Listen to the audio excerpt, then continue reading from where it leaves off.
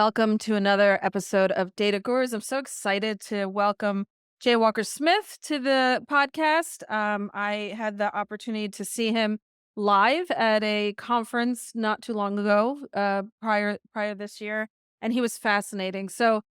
He currently is the knowledge lead at Kantar, knows lots of interesting things, and I'm happy to welcome you, Walker. Thank you very much. I'm very glad to be here. Appreciate it. Yeah, thank you. Um, typically what I do is I just love like sometimes when I interview my guests, I always think, would I like their job? Like, is that something and I really think I would love your job. Well, thank And I'm sure it required a lot of hard work and dedication to get to do what you're doing. Be great if mostly luck. was well, I believe you get more luck the harder you work or the Yeah, smarter you work. How's right. that? Just a little bit of background for our Sure. listeners as to how you got to this place. Yeah. So, I am part of Kantar, which, as I think everybody probably knows, is one of the largest research and consulting firms around the world. And I got there through a company called Yankelovich. Oh, yeah. Was a research company in the U.S. That was started in 1957 by Daniel Yankelovich and a couple of his partners. And I joined the firm in the very early 90s, and I was president of the business when we merged with the Henley Center, which was a part of Kantar. And I had done a lot of things at Yankelovich over the years, but one of the things that I have done the most and got involved with and now continue to do full time is work with our trends and futures business, helping our clients anticipate where consumer values and consumer lifestyles are headed. So, um, a lot of engagement over the years with our monitor product and with a lot of the things we've done in our futures practice. So that's kind of a short version of all that. Yeah. Yeah, that's great. And what is the skill that you've really leaned on the most in your current role? Well, now that's a very interesting question I've never been asked before. So uh, I think it would be just understanding what motivates people and what Yeah. people are looking for in their lifestyles. I often say that Monitor is the study of how people define the good life. It's a study of what people define as success, what people have as their aspirations and ambitions, and therefore what brands need to do in order to connect effectively with consumers. What is it that people want in their lifestyles to fulfill their aspirations, and how Mhm. do brands take advantage of what people feel is success in their lives? So, kind of understanding all of that, I think, is important. But I have over the years turned into an amateur economist, an amateur demographer, and amateur social psychologist. All of those kinds of things come into it as we Yeah. to make sense of these broader shifts in the consumer mood and landscape. Very interesting. And let's dive into that. I mean, Yeah. we are close to the election, and there's a lot of, and Yeah. we'll keep politics out of it, but Maybe. there's a lot of different moods that consumers are really feeling Yeah. today. Yeah. Um, where do you think we're headed in terms of, Yeah. overall consumer sentiment as it relates to the economy, as it relates to their aspirational aspirations of their life? Yeah. Well, we have a consumer that is full of paradoxes right now. So Yeah. oftentimes it's pretty easy to get a sense of what's going on in people's heads. That this is not one of those moments. So we do see that people are spending money. Consumer Yeah. spending continues to be strong. Retail sales growth continues to be strong. So people are engaged in the marketplace, and yet by and large, people don't feel very good about it. Mm. So when you look at consumer sentiment data, it is the equivalent of consumer sentiment that we've seen in the past during periods of recession. So that's Okay. kind of the word I use with clients to describe how people think about the economy right now and to a large extent how they think about their prospects. They think of it as recessionary. And yet consumer spending is very strong because household balance sheets really look pretty good right now. Now there are a lot of reasons for that, but it is this kind of paradox. I think what's weighing on people's minds is a lot of the uncertainty about what's Yeah. ahead. And I think just in the past 4 years, people have finally come to realize that since the turn of the century, and there's a lot of third party data to corroborate this, we've lived in a much more volatile marketplace than we did in the 20 or 25 years prior to the turn of the century. So, this kind of volatility, these swings from good to bad, from certain to uncertain, are just finally beginning to weigh on people. Mhm. I think people are feeling a little disenchanted with that. Now, some of that is going to come out in this election, but Right. part of it is coming out in the ways in which people want brands to connect with them. Yeah. The uncertainty is obviously since COVID, Yeah, life has been uncertain. Would it you has would you been. agree with that? Like that Yes, nothing yeah. has remained the same except for the fact that things are gonna change. I think that's Well, what's and I actually think the overhang goes back, further than that. So Okay. I think we're still living under the shadow of the financial crisis in 2007, 8, 9, Wow. 10. Okay. A lot of the shape of the economy, Yeah. was established, in the wake of the Mhm. financial crisis. And certainly a lot of the strategies of the Federal Reserve continue to reflect strategies that were used then. Took us a long time to get past the unemployment recession. Then we had a sort of a brief period of a few good years and then headed right into COVID. So it is this kind of volatility between good and bad that I think people are being reflected. But I do think the pandemic kind of brought it all together. Yeah. And Yeah. and then since the pandemic, we've had an Y inflationary spike, we've Yes. had more wars around the world, we've had supply chain crises, not just one, but a couple. All of this, has weighed on people, and Yeah. I do think people feel pretty uncertain, about Yeah. prospects, even as Yeah. feeling good about their pocketbooks. Sure. I mean, in some ways, I'd also throw out Yeah. technology Yes. advancements as well, right? In I should terms have of said that as well. Yes, yeah, yeah. absolutely. Yeah, yeah, yeah. And so how do brands, obviously Kantar has impressive brands that they work with Yeah. to guide them and to make recommendations, but what are you seeing kind of at a macro level that of how brands are dealing with this consumer uncertainty? Well, I think brands are trying to figure out what they say to consumers, and Mhm. we do hear consumers saying, what I really want is kind of just getting back to normal. Yeah. We don't see consumers saying, "Hey, I'm looking forward to the next big thing," although we do see consumers participating in the next big thing, but it tends to be the next big thing that's grounded in something that feels, a little bit normal. My word for it is boring. Foundational. You Yeah. know, Yeah. they Yeah. Yeah. so Yeah. Barbie was a big phenomenon a Yes. couple of years ago. Could there be a more common, toy, for Right. girls and young women around the world than the Barbie doll? It's Right. a very ordinary, normal thing, and we get our excitement from those kinds of things. There's a lot of that going on. People are looking for reassurance. They're looking for more security. They're looking for brands that can offer them, these kinds of things. And then brands, of course, have their own issues going on. Right. In the run up to the pandemic, brands, particularly packaged goods brands, were having a lot of trouble growing top lines. Mhm. Seen, pricing as a strategy over the last couple of years, as a way for brands to experience some organic growth. Coca-Cola Company just reported a strong earnings, report, based upon some, pricing strategies.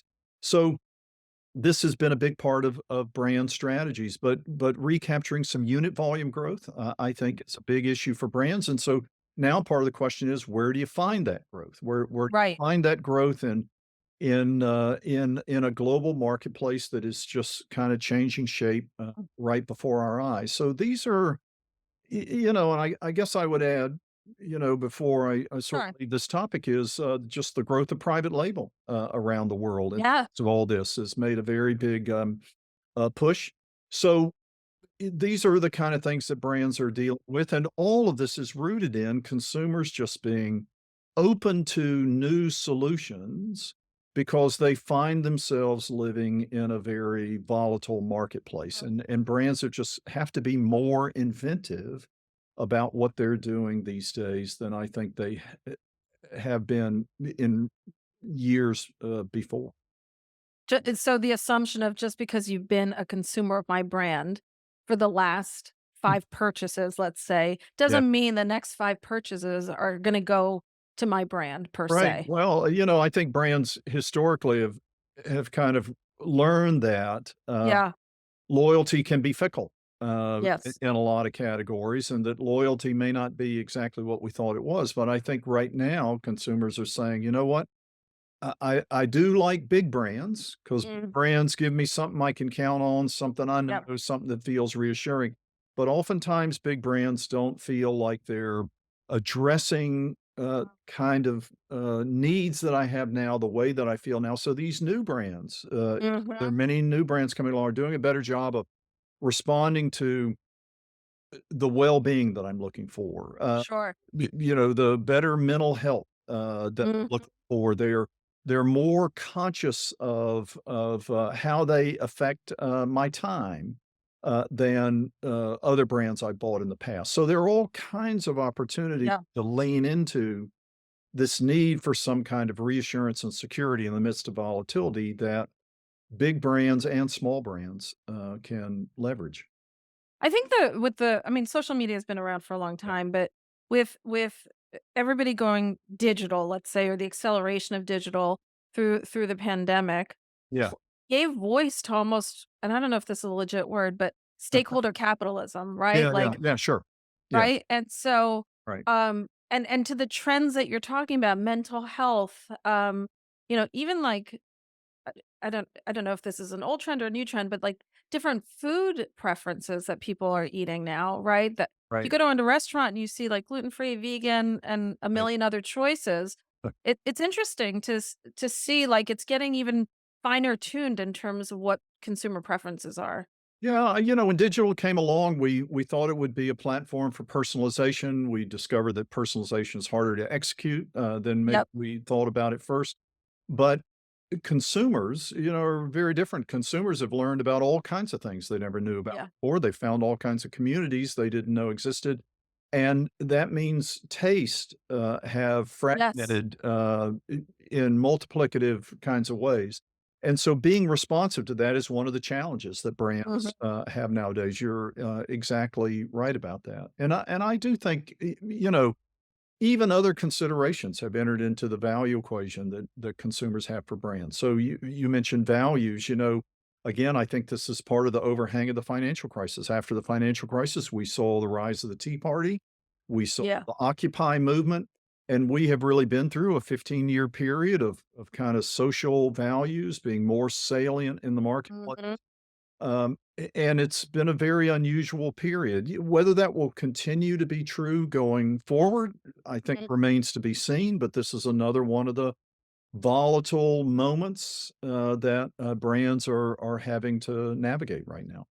Are you seeing any and I don't know when you think about each generation. Yeah, Do you see some like there's 3 distinct things that you think about for each generation? I know yeah, I'm boiling it down to very very simplistic terms, but yeah, yeah, everybody's obsessed with Gen Z. Like, how do we get them into our franchise? They're so fickle.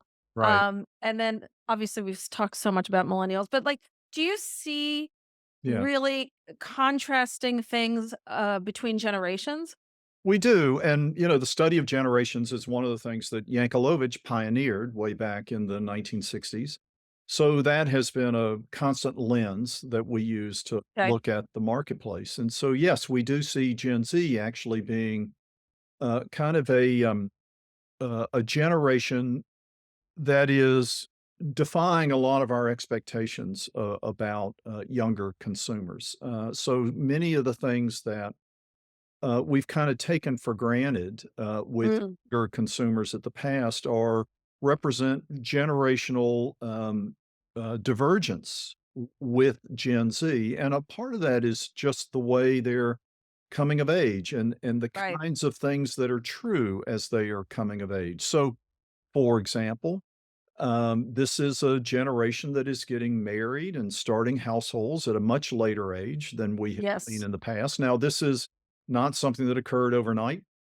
Yeah. It's been growing for a long time. We've really been talking about it for, a few decades, at Kantar and Yankelovich before that. Mhm. This is the generation now that on average gets married in their late 20s, early 30s. They don't have children until their early 30s. So they're not buying houses until their late 20s, early 30s. Right. So their needs are very different as Mhm. householders. And while millennials were a lot like this too, they did tend to get started at 3 to 5 years earlier.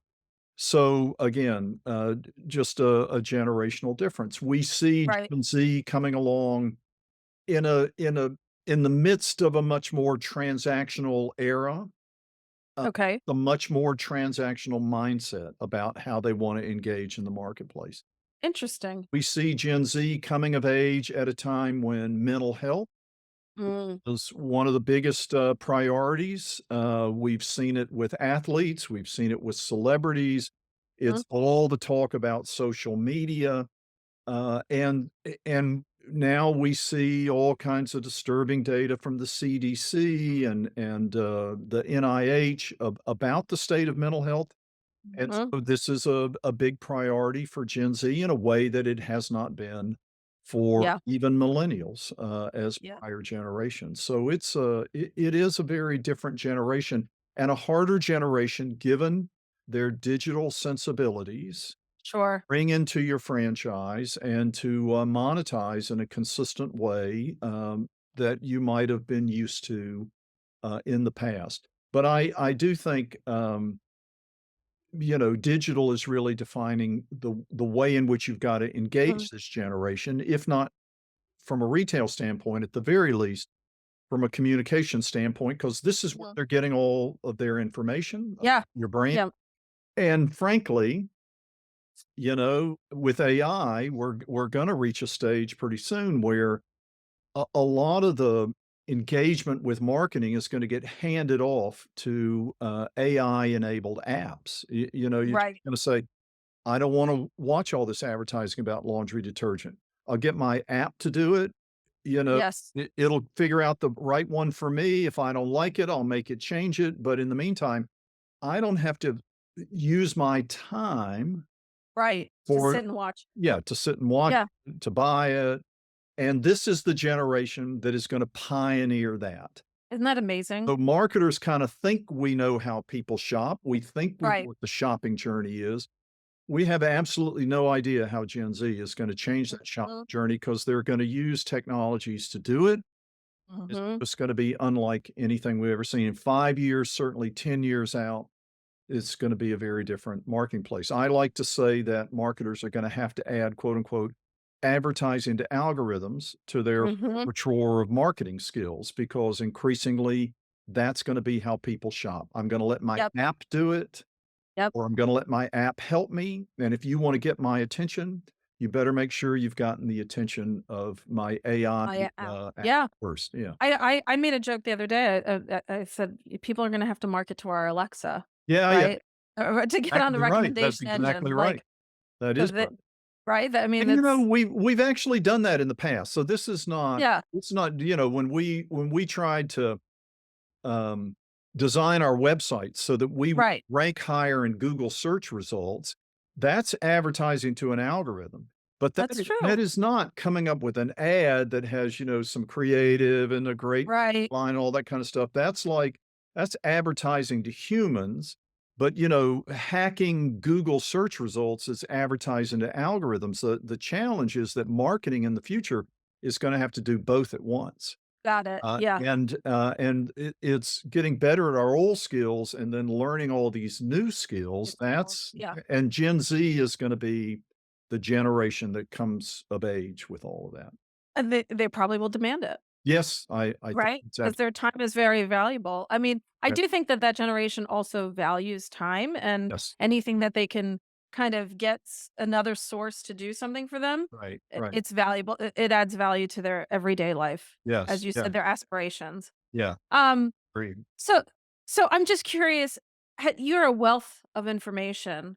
What's your kind of general process of how you kind of put your overall perspectives together? I know it's years of kind of trend, not trend hunting, but trend Yeah. analysis and Yeah. a little hunting maybe. Yeah. But like, how do you give us a day in the life of your role or week maybe? So I spend a lot of time reading and catching up on material. So Okay. one of my jokes is I let other people um, manage the internet for me. So I Okay. rely on other bloggers to kind of curate things to Nice. read and things to keep up with. So I'm a big follower of other people who are in the business of sort of curating information. I subscribe to a lot of newsletters and keep up with it that way. My Substack list is pretty enormous. And then it is keeping up with data. So it's not Yeah. just our data, but it's other people's data and seeing how all of that comes together. Mhm. The little what we do within our monitor business and our futures practice Mhm. is try to keep our eye on the storyline of the marketplace. So we kind of Okay. view ourselves as being in the business of curating information for our clients because our definition of an expert is not the person who can regurgitate everything that they know about a topic, but a person who can tell you what is safe to ignore and therefore what you need to concentrate on. And we kind of Focus. feel like that's our business, telling people not just what they need to know, but Yes. what they can ignore because we've already processed it for them. And we're just trying to tell them the story of the marketplace. So Mhm. we're kind of data storytellers, but it does involve being very wide ranging Yeah. in the things that we look at. I think I'm a pretty good consumer of economic literature and demographic literature. I'm not as good on technology literature, I Yeah. will confess. Um, and then everything to do with data and polling. Mhm. So we just try to cast a very wide net. Wide net. Yeah. Well, I like how you said that because the marketplace is noisy, Yes, and it it is, always I right. mean, there's always something coming in and, like, fear, uncertainty, and doubt, right? Right, And a right, client has to kinda right, digest all that. right, But I like the notion of ignore these 5 things, right, focus on this. This is the long game here. This is what you right. gotta focus on. Yeah, and Um, that's how business decision makers, operate. You have to know, think about every senior decision maker has Yeah. a story in their head of the marketplace, a story of the marketplace, Yes. and, they don't need to know everything. Right. They need to know are the things that can, um, help them refine that story in more profitable ways, Yep. and that's what we try to bring. Yeah, That's fantastic. yeah. So I have to ask you, obviously, with technology, and with the acceleration of business, Insights has a lot of um, shifting going Yeah, on. yeah, Yeah, yeah, yeah. what's your perspective on the future of Insights?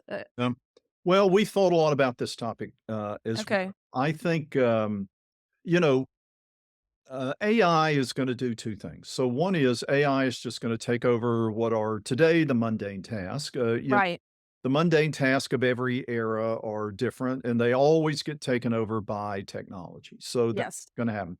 The second thing AI is gonna do is gonna further reduce the cost of accessing information. It's just gonna make it cheaper and cheaper, Hmm. access more and more information. So we are headed to even more of a glut, of information Of in the information. future. Yep. So, sorting through this information, as I was just describing, and figuring out what the story of the marketplace is gonna be an even bigger job of insight, Right. in the future. Because I think the big contribution that AI is gonna have is it's gonna give us access to more. Right. It's not necessarily gonna get better at figuring out what that storyline is Mhm. and where the opportunities are. Now, there are a lot of people who think AI will do that and AI will be creative. I'm a little more skeptical of that. Okay.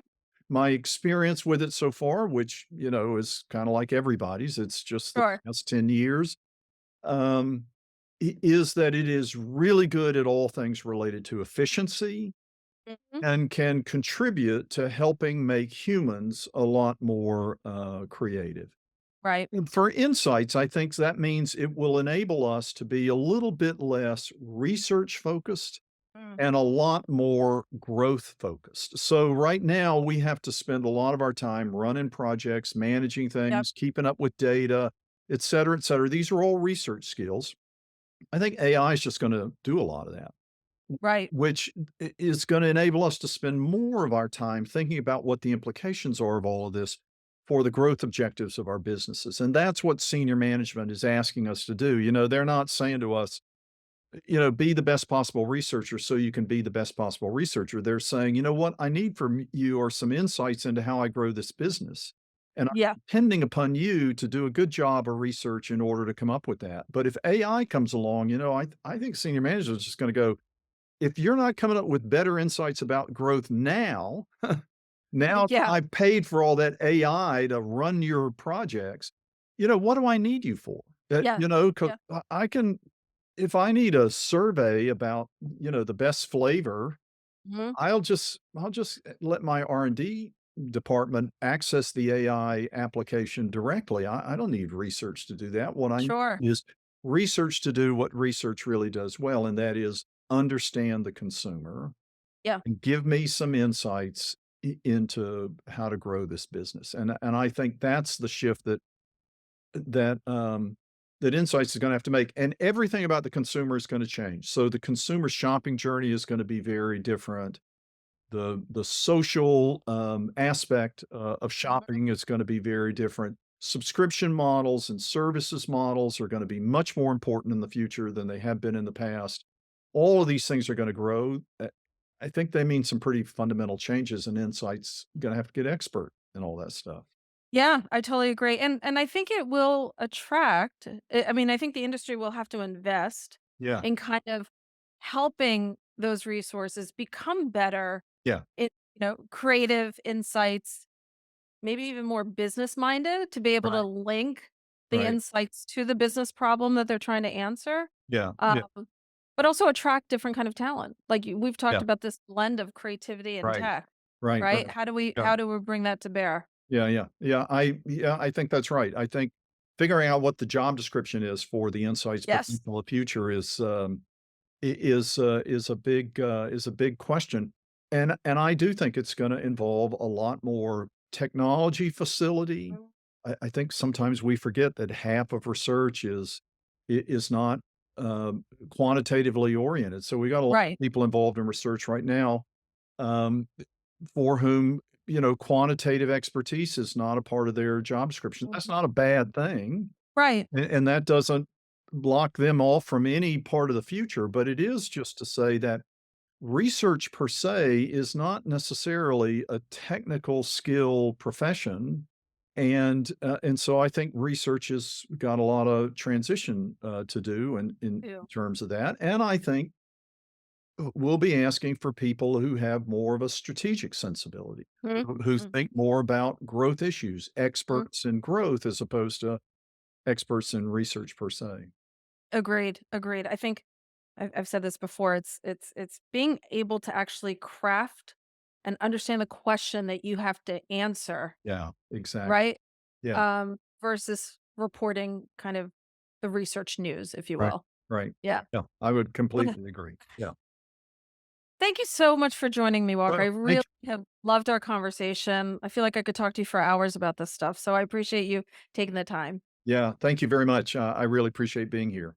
Yeah, and I will point out that those are real records behind you, which I They love. I think are. it's take care. Thank you.